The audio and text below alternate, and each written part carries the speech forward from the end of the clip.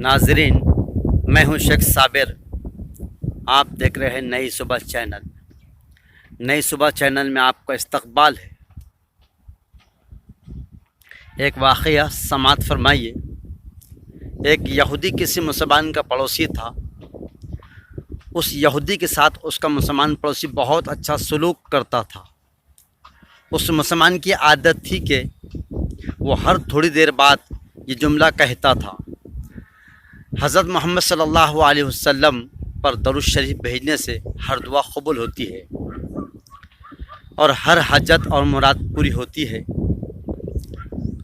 جو کوئی بھی اس مسلمان سے ملتا وہ مسلمان اسے اپنا یہ جملہ ضرور سناتا، اور جو بھی اس کے ساتھ بیٹھتا اسے بھی ایک مجلس میں کئی بار یہ جملہ مکمل یقین سے سناتا تھا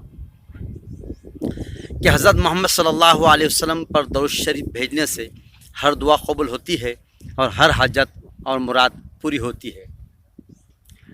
اس مسلمان کا یہ جملہ اس کے دل کا یقین تھا.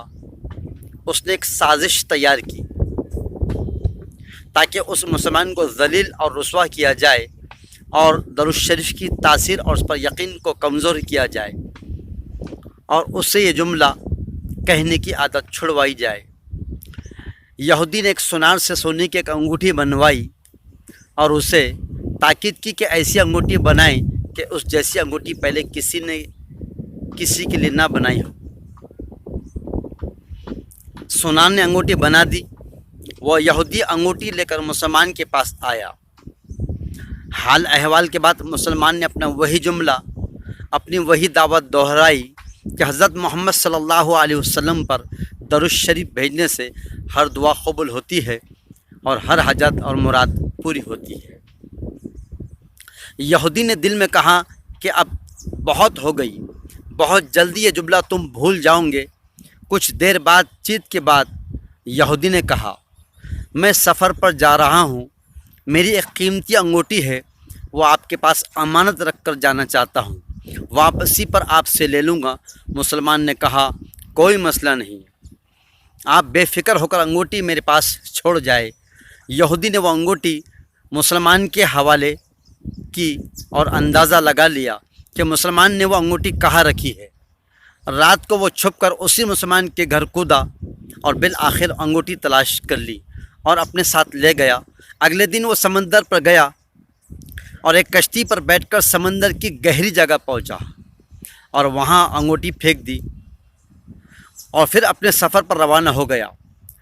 اس کا خیال تھا کہ جب واپس آؤں گا اور اس مسلمان سے اپنی انگوٹھی مانگوں گا تو وہ نہیں دے سکیں گا، تب میں اس پر چوری اور خیانت کا الزام لگا کر خوب چیخوں گا اور ہر جگہ اسے بدنام کروں گا. وہ مسلمان جب اپنی اتنی رسوائی دیکھیں گا تو اسے خیال ہوگا کہ درود شریف سے کام نہیں بنا اور یوں وہ اپنا جملہ اور اپنی دعوت چھوڑ دے گا. مگر اس نادان کو کیا پتہ تھا کہ درود شریف کتنی بڑی نعمت ہے. یہودی اگلے دن واپس آ گیا، سیدھا اس مسلمان کے پاس گیا اور جاتے ہی اپنی انگوٹھی طلب کی. مسلمان نے کہا: آپ اطمینان سے بیٹھے، آج درود شریف کی برکت سے میں صبح دعا کر کے شکار کے لیے نکلا تھا تو مجھے ایک بڑی مچھلی ہاتھ لگ گئی.